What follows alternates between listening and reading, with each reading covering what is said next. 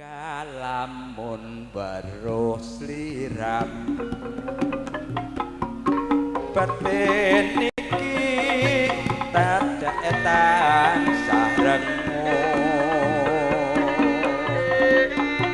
rasa tresna kang tak ndek sarwa mikir ati tanah bisa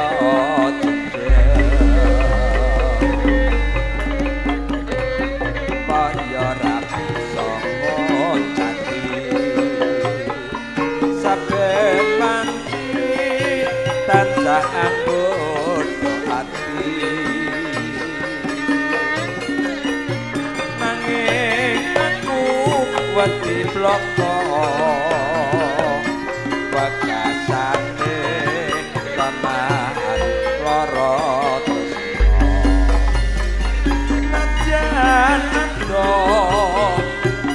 yen katulung nanging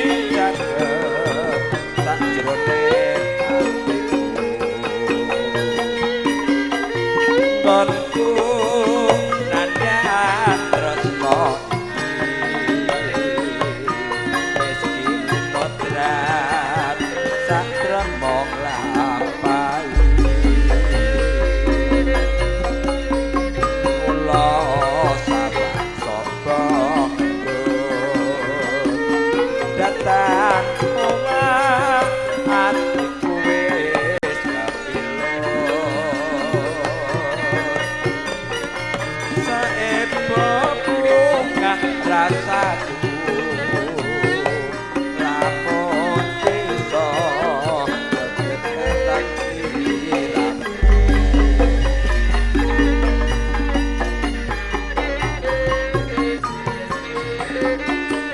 katuraken bambu iki wilujeng kalisdanipun pun lenggah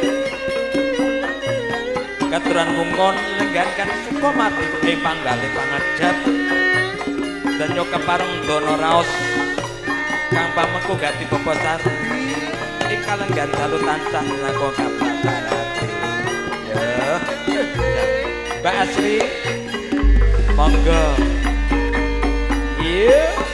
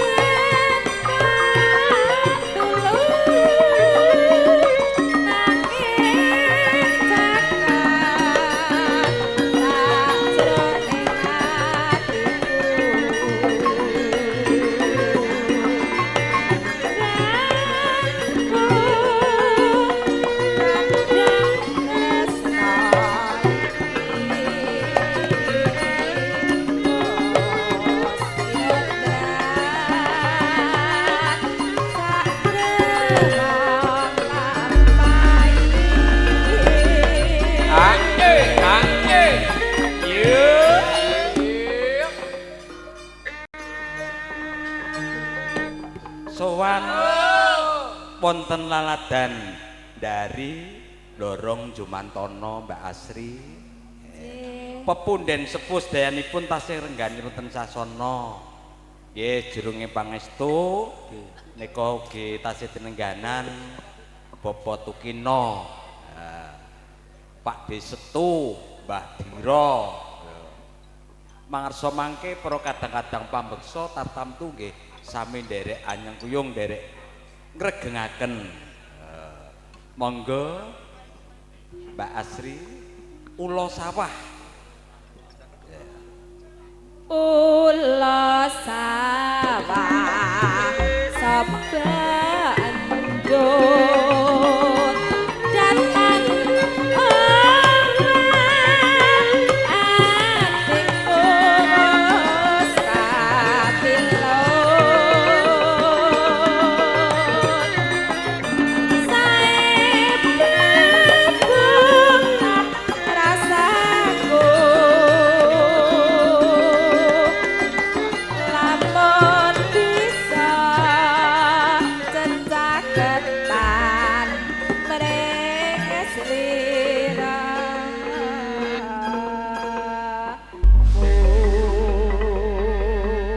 Inggih kadang-kadang Guntur Laras